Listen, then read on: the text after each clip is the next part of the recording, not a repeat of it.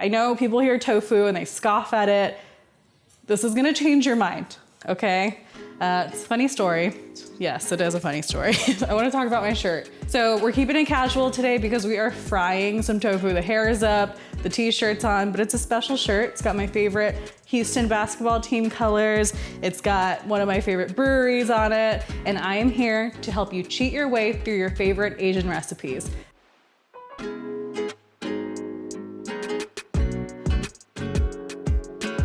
Today we are talking about one of my favorite recipes. So this specific dish is a Chinese stir-fried tofu dish. It's called salt and pepper tofu.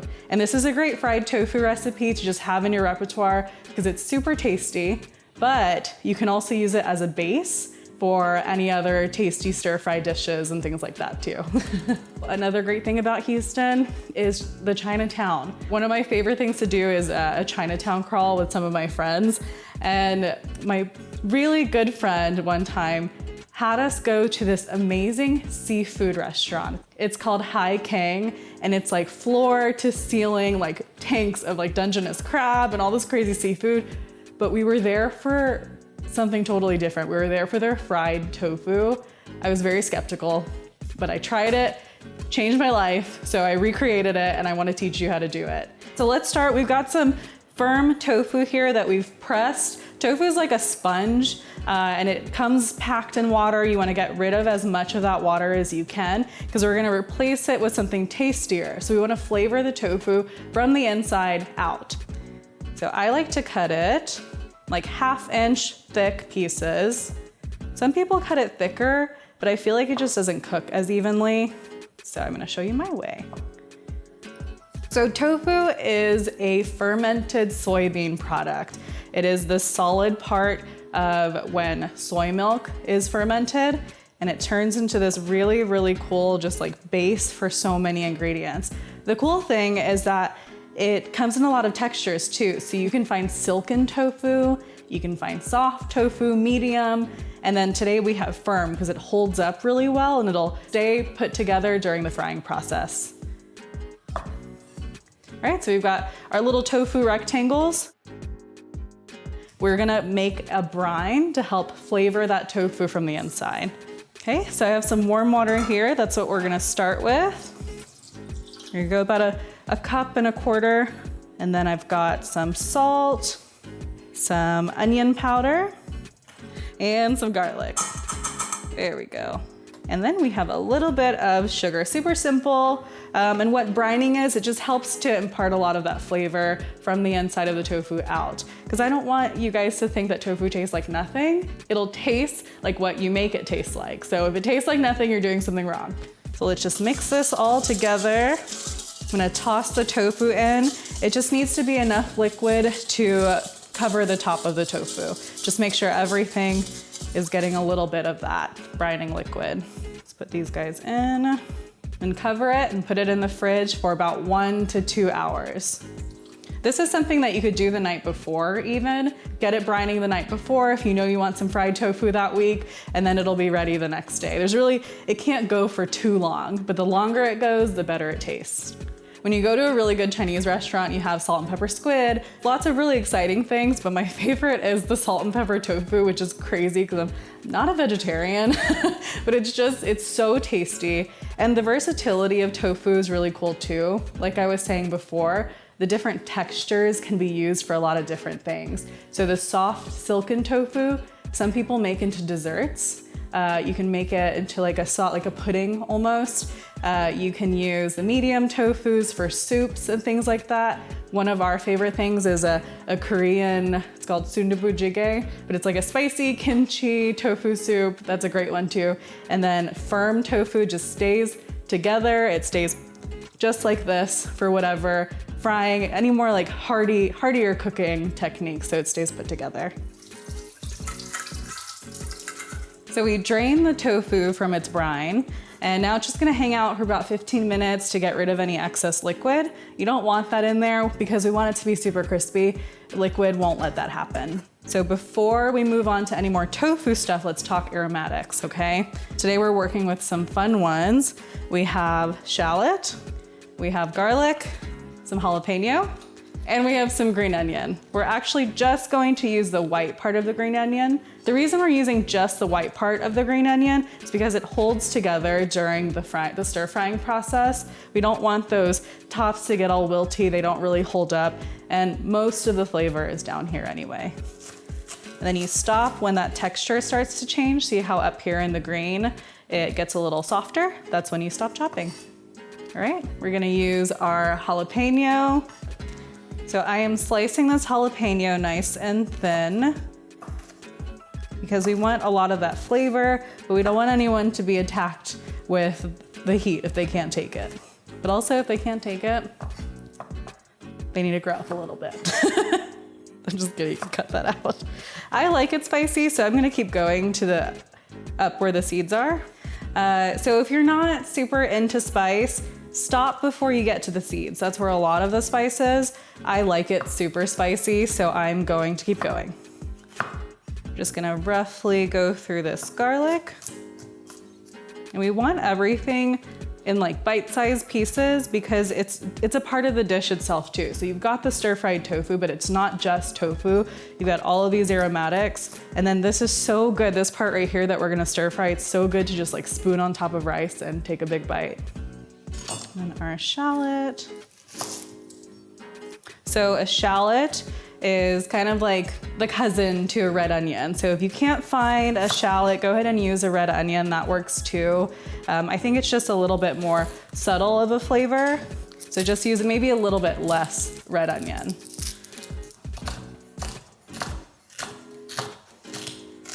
There you go. Hold on 1 second. Okay. That's definitely gonna go on my Instagram. I love seeing the ingredients before they all come together. Okay, so we've got our tofu here. See all that extra liquid that came out while we were chopping everything? Every minute you can let this just drain counts, okay? All right, so I'm gonna get rid of this and we'll start dredging. We want the coating we're about to make stick to the tofu because that's gonna ensure it getting nice and crispy. I'm actually gonna add some more flavors, but they also add as like a binding agent. So think about when you're like frying chicken or something, first you put it in a wet batter and then you put it in a dry batter. Similar idea, just different ingredients. So we have some sesame oil here. Not only is it gonna help coat it and help things stick, it's also gonna add a lot of flavor, like toasty, nutty flavor too. We have some Shaoxing cooking wine. This is a personal pantry staple of mine. It just adds something that completes every Chinese dish that I make. So I'm gonna toss this with my hands, be super gentle, because you don't want that tofu to break up. Okay, so now we're gonna get our dredge and our dry ingredients and we'll get started with the frying process. So here I have some flour and I've got some cornstarch. The cornstarch will just make things more airy and more light. Instead of like a super dense fry, you're gonna get a lot more crisp to it. So I'm gonna add that to the flour. We are going to hit it with some salt and a good pinch of salt. This right here, like I said, is a vessel for whatever you're putting on it. So we wanna make sure that this has a lot of flavor to it.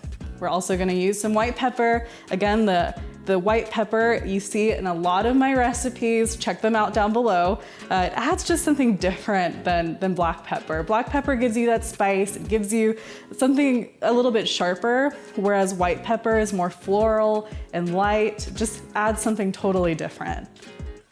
And you're gonna hit the tofu once it's fried with these same spices, salt, white pepper, super easy. So I'm gonna mix this up, my finger. And you know what, I'm gonna put the tofu here first. So I'm gonna lay the tofu out on a plate because I want to make sure that everything is nice and coated. And now it's gonna be hit with some of this. There we go. Just make sure everyone is getting a little bit. It's okay to get messy. That's the fun part. Put on your favorite t-shirt, put on an apron. It's worth it. So after I've covered it and dredged it with this mixture, I'm actually gonna hit it with a little bit more dried cornstarch to make sure that things are sticking and to make sure that everything is nice and coated. Just gonna put a little more oil in here to get it ready for the tofu. We're not deep frying. It's actually gonna be a really shallow fry because you have more control that way. So we're gonna fry one side of the tofu, crisp it up, and then you're gonna flip it over. So before I put it in there, just a little more cornstarch. It's the magic crisping ingredient. I'm gonna put it in with my hands, so is that okay? If you're not comfortable using your hands, I've been doing this for a long time. Just put it in there with a spatula or some tongs. Just be careful because the tofu can fall apart. All right, so our tofu is looking pretty golden brown. That's where you want it. I like to use chopsticks. I feel like I have more control even versus when I'm using a spatula, so it's your call. Tong, spatula, as long as you can gently turn this tofu over. This isn't something that you're wanting to like really agitate because half of the tofu is still not fried.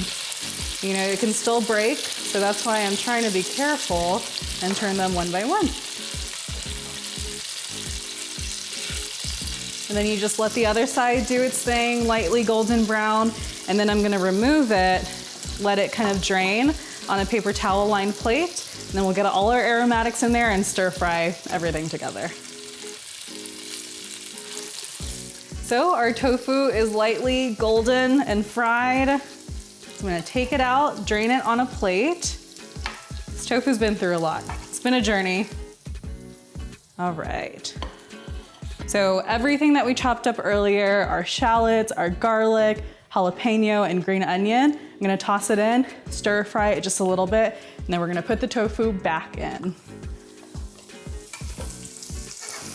So the oil's still nice and hot from frying it. You really just wanna soften all of this up. This is a must when I go out to Chinatown. There's multiple restaurants. A lot of the Chinese restaurants will have this dish, and this is one of my dishes that like gauge how great that restaurant is.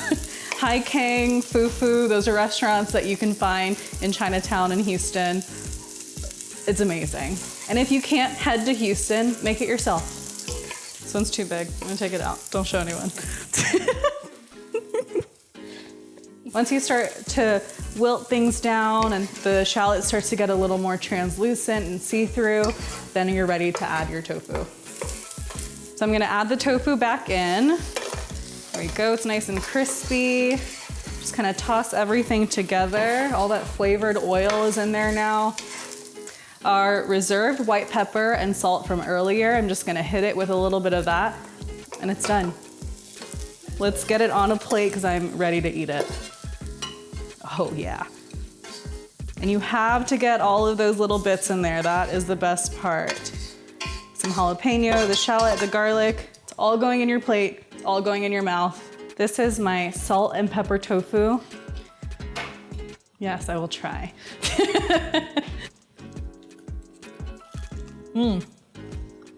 Oh, the crunch, the crisp, it's there. So like and subscribe for more Asian hacks and cheats. You gotta try this one.